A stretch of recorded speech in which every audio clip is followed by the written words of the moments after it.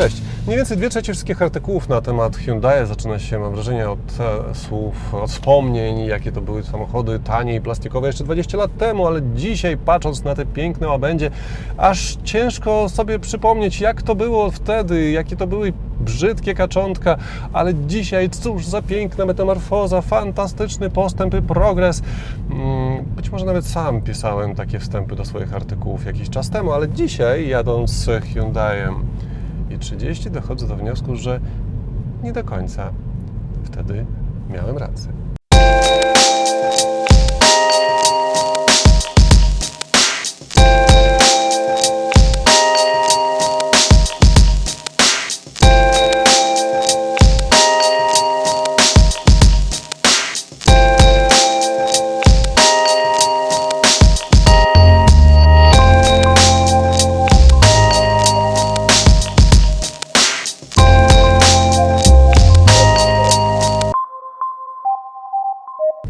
Już tłumaczę, o co mi chodzi, bo może posłużę się takim przykładem. Polska wprowadziła cyfrową telefonię komórkową w 1996 roku. W 1992 pojawiła się analogowa telefonia komórkowa, czyli Polska musiała się bujać z tymi wielkimi cegłami, analogowymi telefonami komórkowymi jakieś 4 lata. Zachód musiał się z tymi cegłami bujać o wiele dłużej. Dlaczego tak? Cóż za przeskok, cóż za niesamowity postęp i metamorfoza. Nie, żadna metamorfoza, żaden przeskok. Po prostu Polska, zaczynając później, mogła sięgnąć po sprawdzone rozwiązania i standardy za granicą. I podobnie jest z motoryzacją. Koreańczycy zaczynali o wiele później. Pierwszy samochód taki eksportowy, koreański, jaki pamiętam, to był Hyundai Pony. To były lata 70. Wprost nie jestem historykiem motoryzacji, może były jakieś inne, ale wydaje mi się, że wtedy to były na licencji zachodniej, więc wydaje mi się, że historia koreańskiej motoryzacji, taka eksportowa, ma może 50 lat? Niecałe. A podczas gdy Niemcy czy Japończycy drążą temat znacznie dłużej, no i Niemcy choćby już ponad 100 lat. A więc Koreańczycy, zaczynając później, mieli ten taki ułatwiony start i mogli sobie pozwolić na drogę, na skróty, bo mogli sięgać po zagraniczne pomysły, rozwiązania, gotowe patenty i korzystać z rozwiązań, które zostały już sprawdzone za granicą. Podobnie tak jak Polska ze swoimi cyfrowymi telefonami komórkowymi. No to zastanówmy się, czy droga na skróty to zła droga? Sprawdźmy to na nowej generacji Hyundai i30.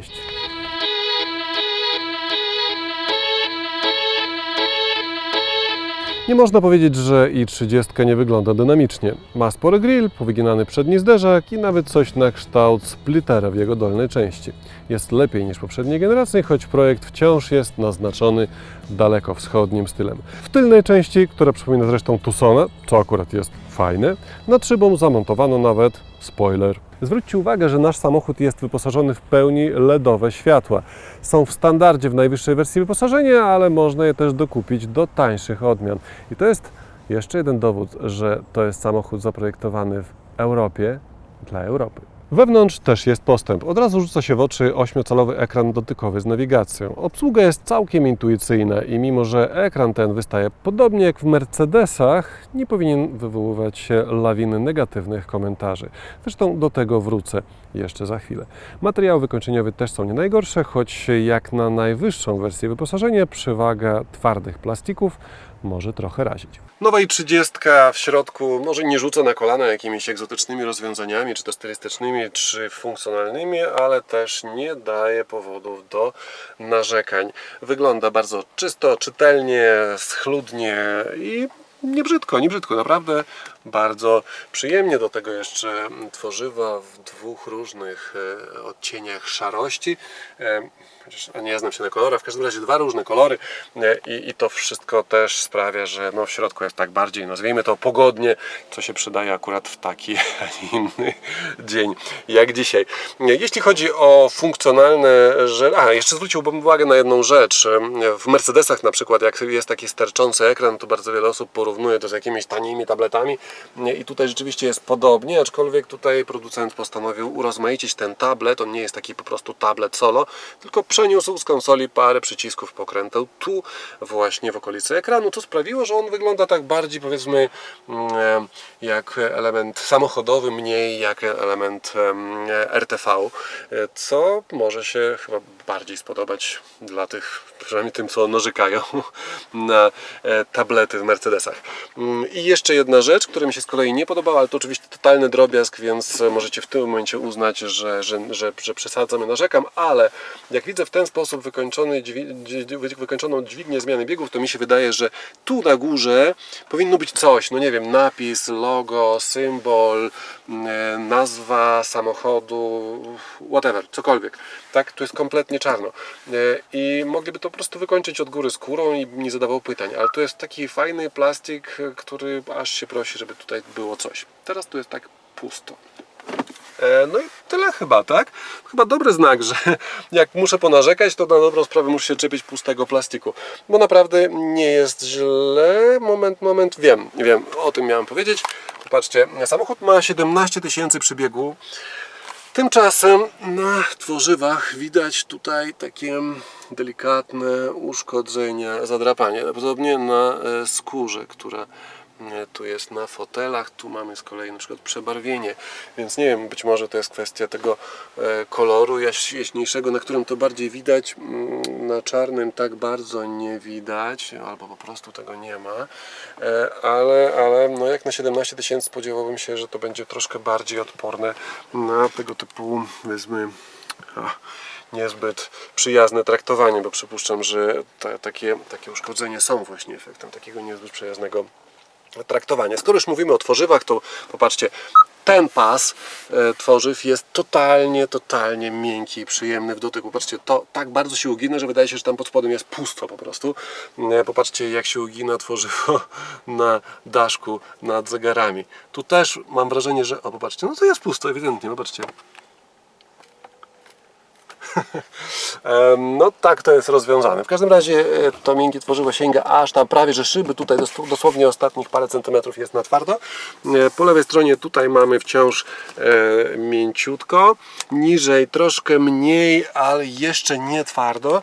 Tutaj niestety tak samo nie twardo, czyli tu nie jest miękko i to jest na łokieć lewy raczej dosyć twarde.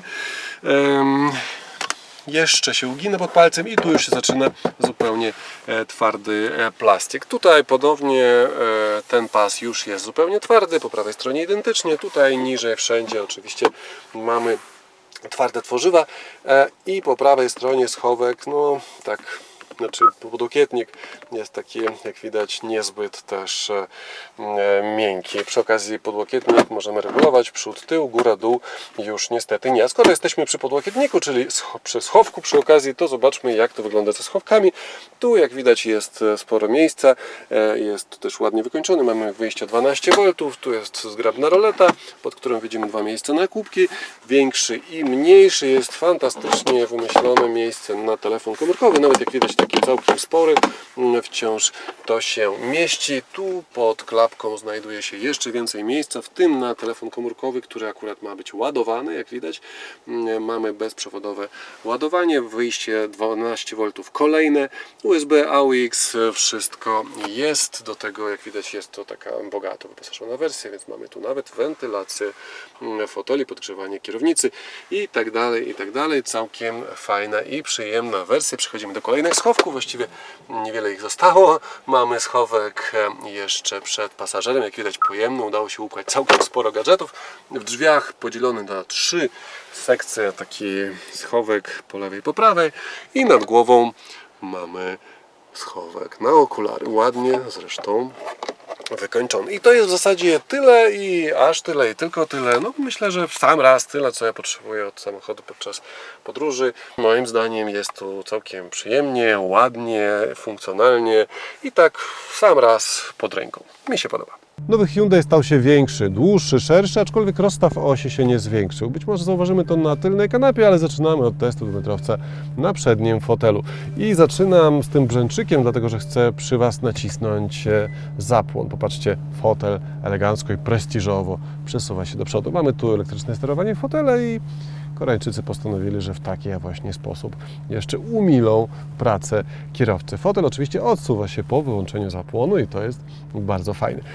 Jeśli chodzi o ustawienia pozostałe, proszę bardzo, kierownicę regulujemy dwuosiowo w bardzo dużym zakresie. Na pewno każdy sobie dobierze właściwą opcję. Jeśli chodzi o sam fotel, to również mamy tu osobno regulację na wysokość z przodu, osobno z tyłu, kąt pochylenia oparcia, jak również odcinek lędźwiowy. Niestety tylko w jednej osi, też oczywiście elektryczny, do tego regulacja pasa na wysokość, co nie jest ostatnio standardem, i zakres regulacji zagłówka, może nie ma dramatu, ale tak jeszcze jeden taki cyk, jeden ząbek w moim przypadku by się przydał, chociaż z drugiej strony być może i nie jest potrzebny, bo chyba tak dwumetrowca do końca w wersji ze szklanym dachem nie zapraszają do środka, no bo widzicie sami, w tej chwili fotel jest obniżony maksymalnie, a ja niestety tutaj czupryną już dotykam pod sufitki, dlatego że szklany dach zabiera aż tyle miejsca, niestety, więc jeśli macie 2 metry, kupujecie ten samochód, to raczej bez tej dodatkowo płatnej zresztą opcji.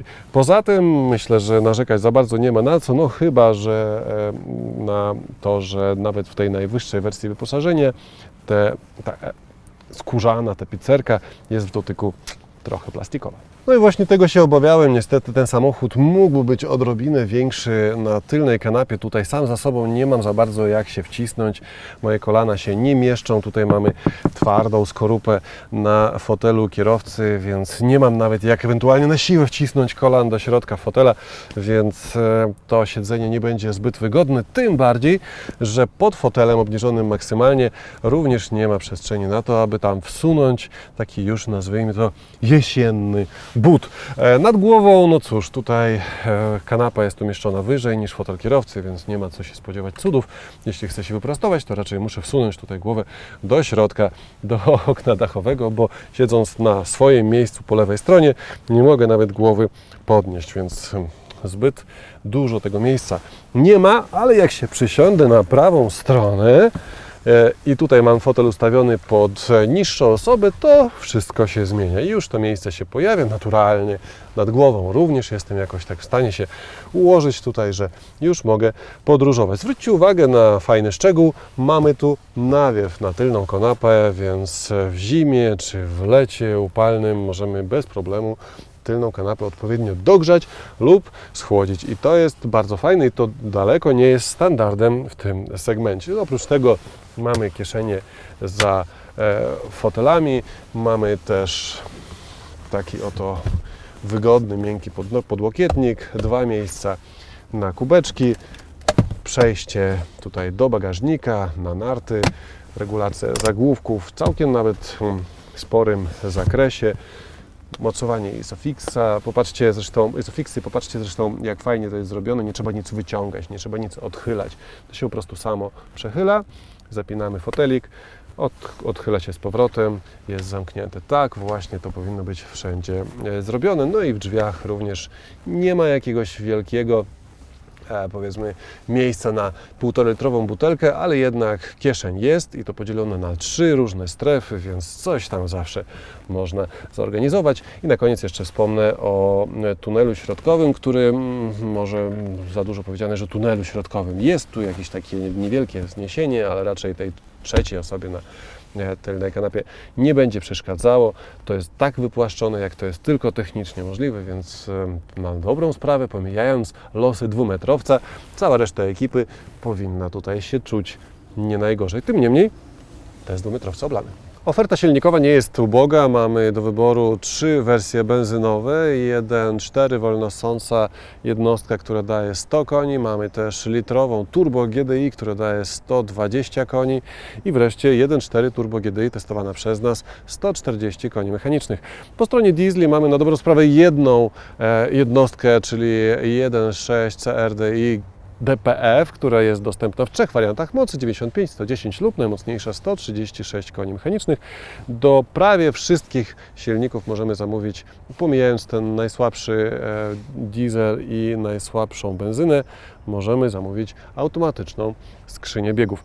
Jeśli ktoś jest zainteresowany szybszą wersją, to podobno niedługo dołączy do oferty również wersja N, która będzie miała 2-litrówkę pod maską, która dzięki turbodoładowaniu będzie miała 250 albo nawet 275 koni, ale na to jeszcze trochę trzeba będzie poczekać, a będzie na co, bo podobno przyspieszenie do setki ma być 6,1.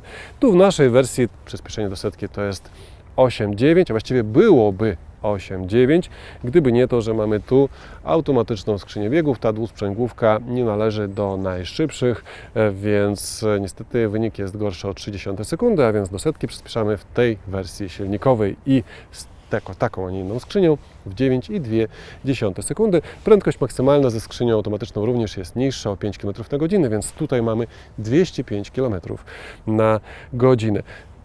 Jako najmocniejsza obecnie wersja z silnikiem benzynowym, jak najbardziej warta polecenia.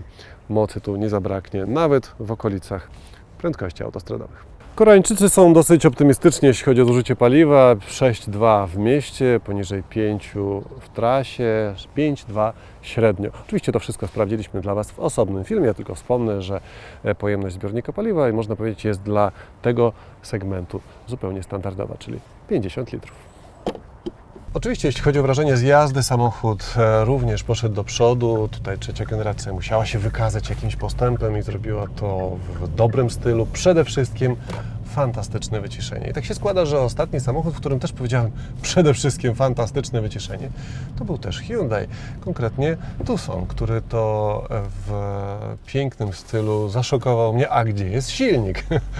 Bo wyciszony benzynowy silnik w naszej testówce był tak, że go praktycznie nie było słychać i teraz mamy też 1.4 turbo i proszę bardzo, jestem na pierwszym biegu, w tej chwili mamy 4000 obrotów, tak, a teraz mamy 5000 obrotów, tak, i nie będę tu nikogo już jakoś tam bardzo straszył, ale jak odjedziemy troszkę dalej od pieszych, to popatrzcie, teraz mamy 6000 obrotów i być może moim szeptem już nie przybijam tego hałasu, który się pojawi przy 6000 obrotów, ale przy 5 i 4 mogłem mówić szeptem. Nie ma za wiele tak dobrze wyciszonych silników. Bardzo mi się to podoba. I widać, że Koreańczycy znaleźli jakąś drogę do wyciszenia tych benzynowych silników, bo podobnie jak Tucson i 30 jest fantastycznie wyciszone. I to wprowadza tutaj do środka taki błogi komfort i relaks, że mogliby zawalić parę innych rzeczy, a i tak jazda tym samochodem byłaby przyjemna. Tyle, że nie zawalili. Samochód potrafi pokonywać nierówności w bardzo dobrym stylu. Potrafi całkiem nieźle radzić sobie na większych nierównościach, na progach zwalniających, na drobnych też. Oczywiście to nie jest pneumatyka, oczywiście to nie jest jakiś absolutny wzór do naśladowania, ale robi to naprawdę solidnie i dobrze. Natomiast jeśli chodzi o dynamiczne właściwości, no przyznam się, że musiałem po prostu doczytać w testach, innych testach, także w materiałach samego Hyundai'a i pozostaje mi tylko powtórzyć to, co tam znalazłem, że jest lepiej niż poprzedniej generacji, że jest naprawdę super sportowo i tak dalej, bo ja jeżdżę cały czas po mokrym asfalcie, cały czas leję i naprawdę nie miałem szans na to, aby tym samochodem zrobić jakieś parę ostrych manewrów, bo no niestety jak tu próbuję coś na mokrym asfalcie zrobić, to opony zaczynają się ślizgać i generalnie bardziej się stresuję tym, czy nie wyląduje w rowie, niż obserwuję, jak się zachowuje samochód. Uwierzmy, że nieźle. Oczywiście, jeśli chciałbym ponarzekać, to z łatwością wskażę jeden element w tym samochodzie, to jest skrzynia biegów. Choć przy okazji zauważyłem, jest chwalona, że płynnie zmienia biegi, i tu potwierdzam, że skutecznie udaje, że prawie jest nieobecna, bo jak w tle działa i jakby nikt nie wiedział, że istnieje, to znaczy, że to jest dobra skrzynia. Natomiast czasem jej się zdarza delikatnie szarpnąć raz czy drugi raz. bez dramatu, nie ma o czym mówić. Natomiast czasem jej się wydaje, że ten silnik 140-konny to jest taki mocarz, że redukcja nie jest potrzebna. I kiedy wjeżdżamy, powiedzmy, delikatnie pod górkę, gdzieś jedziemy, ona jest na drugim biegu, jedziemy tych 10 na godzinę, ona wrzuca drugi bieg i mówi, a teraz silnik sobie poradzi. A silnik sobie jeszcze nie do końca radzi i zamiast przerzucić na tą jedynkę, ona po prostu dławi ten silnik na zbyt niskich obrotach, więc coś tam z oprogramowaniem jeszcze w takich wyjątkowych paru sytuacjach ja bym jeszcze zmienił. I to w zasadzie tyle, zaledwie tyle i tak naprawdę to, że podaję to jako największą wadę, to świadczy o tym, że tutaj za bardzo nie ma się czego przyczepić. Natomiast jest jeszcze jedna rzecz, mianowicie zbyt mocne wspomaganie kierownicy. Chyba w poprzedniej generacji było podobnie. Tu też kierownica chodzi z bardzo niewielkim oporem, praktycznie nie dając jakiegoś takiego sportowego, za dużo powiedziane, ale takiego wyraźnego feedbacku, co się z tym samochodem dzieje. Zresztą zawieszenie też jest takie dosyć mocno izolujące, nie tylko przez to, że samochód jest wyciszony, ale też nie czuje się do końca jakby fizyki tego samochodu. I przez to ten samochód kojarzy mi się z takim komputerem na poczcie. Przychodzimy i mamy przed sobą komputer. On ma prawdopodobnie tam twardy dysk, mnóstwo pamięci, mocny procesor, ale tak naprawdę wszystko, co robi, to wydaje bileciki do okienek. I wszystko, co oferuje swojemu, że tak powiem, użytkownikowi, to 4 wielkie przyciski. Okienko numer 1, okienko numer 2, okienko numer 3, A, B, C, D i tak dalej. Dużo potrafi, ale nie pozwala się w niego wczuć. Hyundai i30 najnowszej generacji jest dostępny w salonach z promocją 5000 zł, którą się dostaje zaraz po przekroczeniu progu salonu, więc weźcie to pod uwagę, a ja wyrecytuję teraz ceny katalogowe. Nowa i30 zaczyna się od 67 000 zł. Jeśli chcecie mieć najdroższą wersję, to musicie zapłacić około 106 000 zł, a taka, jak testowana dzisiaj przez nas, kosztuje 99 000 zł. Ale jeśli chcecie mieć dokładnie taką, to musicie dokupić jeszcze kilka różnych pakietów, nie najtańszych, bo i skórzana tapicerka, i różne pakiety bezpieczeństwa i tak dalej, to w sumie da nam cenę 115 000 zł. I tak wracając jeszcze do ceny wyjściowej, 99 000 za skrzynię automatyczną i ten najmocniejszy benzynowy silnik, to można by powiedzieć, że w tej samej cenie 99 000 zł możemy dostać też Volkswagena Golfa z 1.5 TSI i skrzynią DSG, również najwyższej opcji wyposażenia Highline. Cennik podzielono na 4 poziomy: Classic Plus, Comfort, Style i Premium. Są też edycje Premier, które oferują nieco lepszy standard wyposażenia, ale ich konfigurację można zmienić w niewielkim stopniu. Na sensownie skonfigurowane i30 trzeba wydać około 80-85 000 zł. Do oferty dołączy jeszcze Kombi N, czyli sportowa wersja, oraz dość nietypowa wersja Fastback, ale ceny nie są jeszcze znane oficjalnie. Tak czy inaczej, ceny trzeciej generacji Hyundai i30 moim zdaniem dosyć niebezpiecznie zrównały się z konkurencją z Europy. I teraz wróćmy do naszego pierwszego pytania, czy szybki postęp to coś złego? I patrząc na przykład GSM w Polsce, absolutnie nie. Podobnie z samochodami, ten samochód w 3 generacje na skróty dotarł do poziomu najlepszej europejskiej konkurencji. Z tym, że czy Polska, wprowadzając standardy GSM, stała się przez to krajem bardziej zachodnim, czy z punktu widzenia Niemca polski produkt stał się bardziej atrakcyjny tylko dlatego, że dogoniliśmy ich technologicznie? Moim zdaniem nie, bo to wciąż jest produkt, jeśli jest podobnie wyceniony, wciąż jest produkt ze wschodu. Podobnie obawiam się, że jest z samochodami. Choć to są samochody bardzo zaawansowane technologicznie, to wciąż są koreańskie. I teraz mam jedno, ale to bardzo ważne pytanie. Czy Hyundai Pony w latach 70. samochód, który był przeciętny, jeśli chodzi o wykończenie, przeciętny może jeśli chodzi o technologię, ale który wyróżniał się wyjątkową ceną, nie był wtedy w latach 70. bardziej wyjątkowy niż Hyundai i30 dzisiaj, który ma podobne wykończenie jak konkurencja, podobne wyposażenie jak konkurencja, podobną technologię jak konkurencja i niestety podobną cenę jak konkurencja. I to pytanie nie daje mi spokoju. Jak zauważyliście, i30 sprawiła nam pewien kłopot. Skoro kosztuje tyle samo, co porównywalny Golf, to czym ma przyciągnąć do siebie klientów? Oczywiście ma dłuższą gwarancję, ma tańszy cennik elementów dodatkowych, być może ma parę innych cech, których nie ma Golf, ale czy to wystarczy? Dajcie znać proszę w komentarzach. Dziękuję za obejrzenie filmu, pamiętajcie o subskrypcji i do zobaczenia.